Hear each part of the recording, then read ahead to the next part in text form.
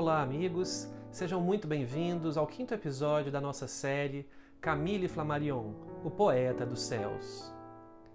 No episódio anterior, nós havíamos acompanhado o desenvolvimento do senso de justiça no coração do jovem Camilo. Ainda tão pequeno, uma criança de 6 anos, de 7 anos, já fazia considerações sobre a importância da justiça e da igualdade entre as pessoas. Nesse episódio, nós traremos o desenvolvimento do seu senso de observação. Ele nos traz algumas ideias, algumas situações, exemplificando de onde surgiu o seu senso de observação. Nós não podemos nos esquecer que Camille era um grande cientista, e cientistas fazem observações, estudam os fenômenos da natureza, observando-os atentamente, descrevendo-os, anotando os seus resultados através dessa observação detalhada. Assim também era Allan Kardec, quando começou a observar e estudar os fenômenos das mesas girantes e os outros fenômenos de efeito físico que surgiram na Europa no século XIX. Então todo o trabalho de Allan Kardec também foi baseado nas observações atentas, minuciosas. E Camille então desenvolve isso desde a infância, como bom cientista que é. Ele vai relatar que perto da sua casa havia um pequeno riacho, um pequeno rio que chegava até as margens da sua casa. E ele reparou que o volume de água daquele rio aumentava nos períodos da chuva.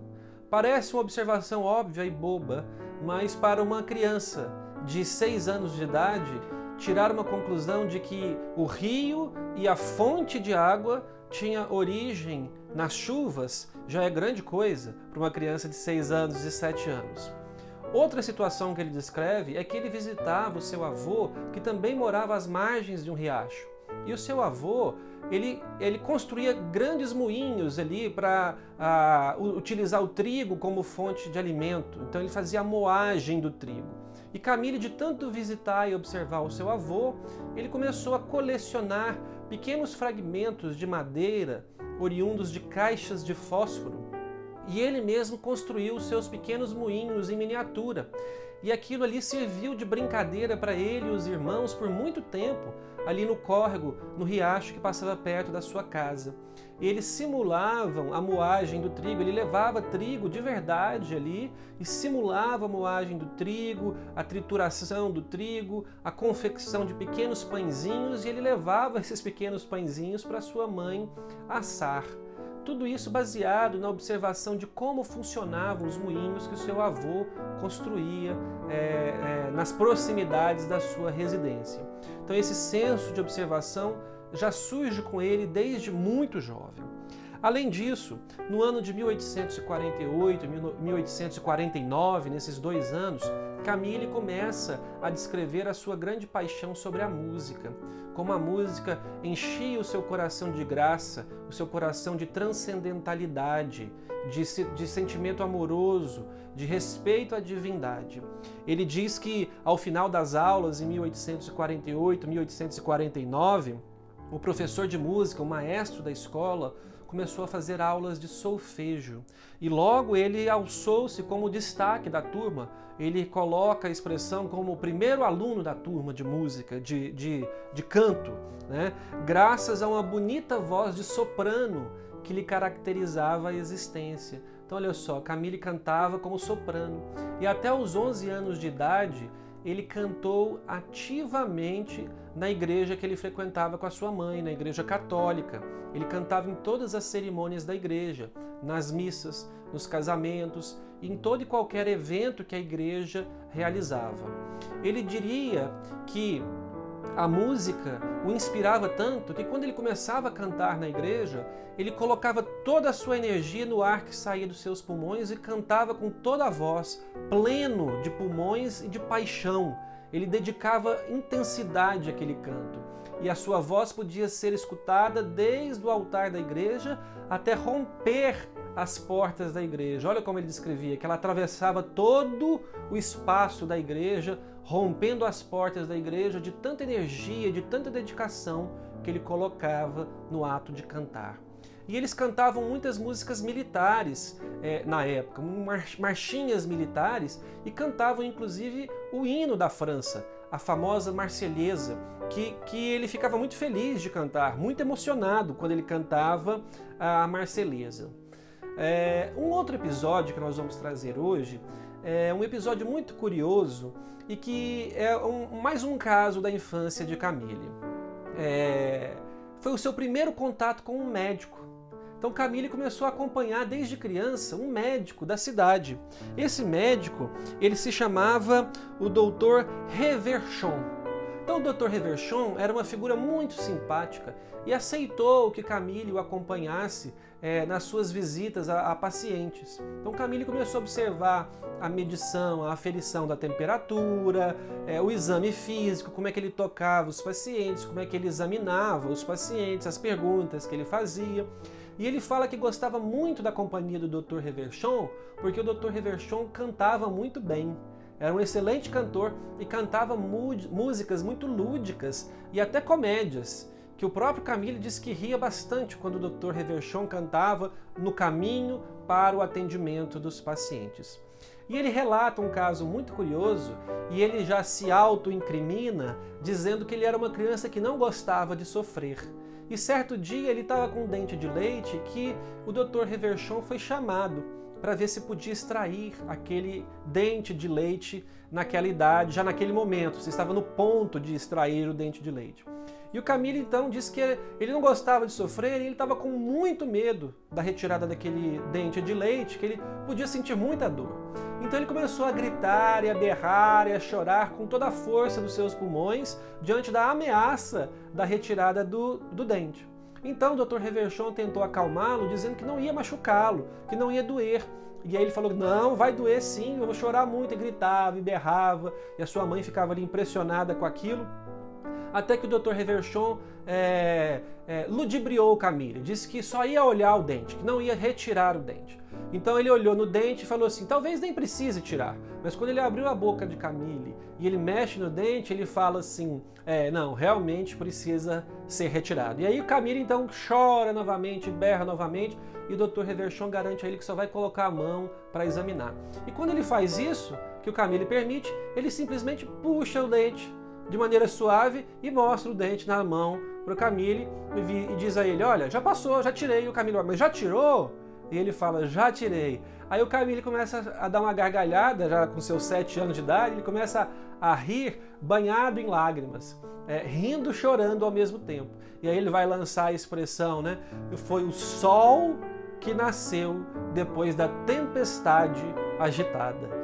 E aí ele vai tecer conclusões de que todos nós na vida fazemos muito drama diante dos nossos problemas, diante das nossas dificuldades, que muitas vezes eles não são tão grandes assim e que o nosso drama é desproporcional, que se nós fôssemos mais centrados, mais equilibrados, nós poderíamos entender esses dramas como fenômenos naturais da vida e que nem sempre causam tanta dor assim.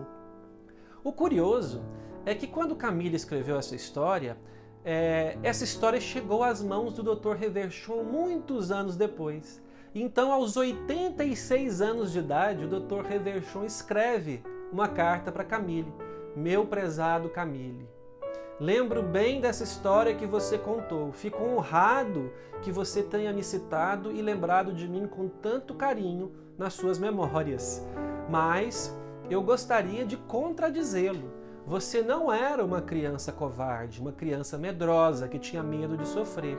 E para exemplificar essa minha fala, eu vou relatar um episódio que aconteceu na sua infância que talvez você não se recorde. Certa vez sua mãe me chamou para examiná-lo e você estava com um quadro de congestão pulmonar. Era um quadro de febre, a sua cara estava prostrada, você estava com dificuldade para respirar e os seus pulmões estavam cheios de secreção. Hoje em dia, se nós analisarmos esse quadro, me parece um quadro de pneumonia, que hoje é tratado com antibiótico simples, né? Mas na época não tinha antibiótico, então um quadro de pneumonia poderia ameaçar a vida. Então o Dr. Reverchon, ao analisar a situação, concluiu que o quadro era grave e havia risco de morte iminente para Camille. E aí ele então conversa com a mãe de Camille, dizendo que só havia uma solução terapêutica naquele momento, que era a sangria. E eu então virei para você, Camille, e falei que você teria que ser forte porque eu ia ter que fazer pequenos cortes em você com os meus bisturis e as minhas agulhas. E qual não foi a minha surpresa? Que para uma criança de 7 anos de idade, você simplesmente me olhou nos olhos, estendeu o bracinho e disse que eu poderia fazer as perfurações com as lancetas e com as agulhas. E isso então acabou salvando a sua vida. Então você era uma criança muito brava no sentido de braveza, de coragem, né? De luta. Você não era uma criança fragilizada ou que não gostava de sofrer, você era corajoso. E o Camille conclui essa história dizendo que no seu período de convalescença, de recuperação, ele começou a receber uma visita de uma garotinha muito simpática. Essa garotinha se chamava Antonieta Chaptel. E essa garotinha começou a levar figuras e desenhos que ela fazia em casa para distrair Camille na sua recuperação.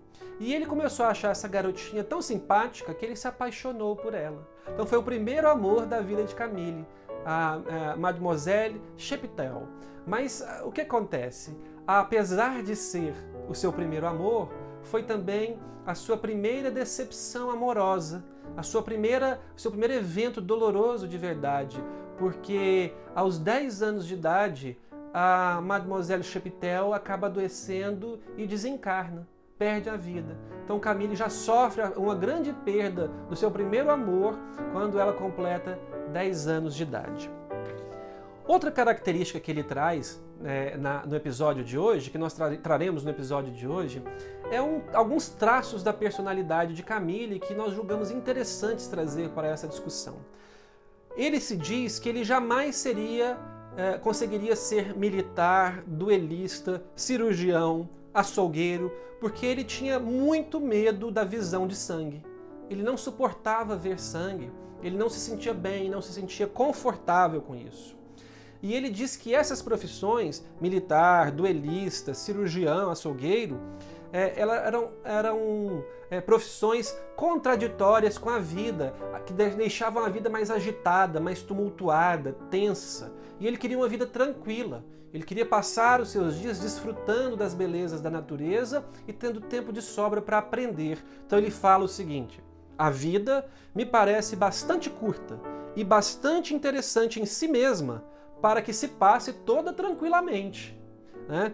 E ele fala que não era um homem que procurava perigo, aventuras, né? Como, por exemplo, os profissionais do circo que ele cita. Né? Ele, apesar de admirar muito essas pessoas, ele não procurava isso para ele. Ele buscava calmaria. E ele evitava defender as suas opiniões em público. Olha que curioso. Camille não gostava de, diante de uma discussão com alguém que tinha um ponto de vista diferente, ou até mesmo um ponto de vista igual, ele não gostava de expressar a sua opinião em público de modo a construir um embate, mesmo que fosse um embate amistoso. Ele gostava de reservar a sua opinião para si e gostava de revelá-la para a caneta. Então ele diz assim: eu deixava esse cuidado à caneta. Era nos livros, nos textos que ele escrevia, que ele argumentava, que ele embasava as suas opiniões diante de fatos contra os quais ele não acreditava ou diante dos fatos que ele defendia, das ideias que ele defendia. E ele conclui então dizendo assim uma frase muito significativa: não creio que as discussões convençam jamais um ao outro dos antagonistas. Que a pessoa que já tem a opinião formada dificilmente será convencido pelo argumento do outro. Talvez seja necessário que a própria vida, através das suas situações complexas e diversas, imponha o convencimento àquela pessoa. Fique conosco e nos acompanhe na série Camille Flammarion, o Poeta dos Céus.